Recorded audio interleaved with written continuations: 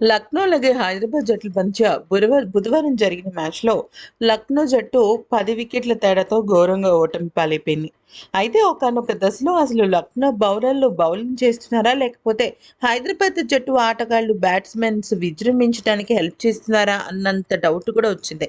ఎందుకనంటే అసలు ఏ బంతి వేసినా కూడా అక్కడ ఓపెనర్లు ఇద్దరు కూడా విధ్వంసం సృష్టించారు.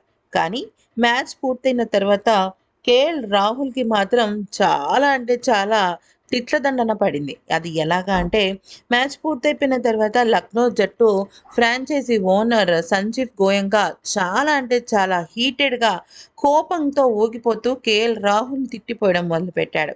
అదేంటి? ఇదేంటి? ఈ బౌలింగ్ ఏంటి? ఆ బ్యాటింగ్ ఏంటి? అంటూ కేఎల్ రాహుల్‌ని నించున్న చోటే కడిగి పడేశాడు. అయితే అందరూ చూస్తుండగా తన భార్యతో కలిపి మరి కేఎల్ రాహుల్‌ను ఆ రకంగా తిడుతూ నోరు పారేసుకోవడం అందరూ కూడా షాక్ అయిపోయారు. సాధారణంగా ఇటువంటి విషయాలన్నీ కూడా కొంచెం గోప్యంగా ఉంటాయి. సీరియస్‌గా ఉన్నప్పటికీ కూడా వాళ్ళు కొద్దిగా దాచడానికి కొన్ని ప్రయత్నిస్తూ ఉంటారు. కానీ కేఎల్ రాహుల్ విషయంలో సంజీవ్ గోయంకా మాత్రం అసలు తన కోపానికి సంబంధించిన విశ్వరూపం చూపించాడు. దీంతో ఇక వచ్చే ఏడాది కేఎల్ రాహుల్ కెప్టెన్సీ ఎల్ఎస్జీలో అయితే గల్లంతైపోయింది అంటూ అందరూ కూడా కామెంట్స్ పెడుతున్నారు. నిజం చెప్పాలి అంటే లక్నో సూపర్ జెయింట్స్ కెప్టెన్‌గా కేఎల్ రాహుల్ బాగానే రాణిస్తున్నాడు.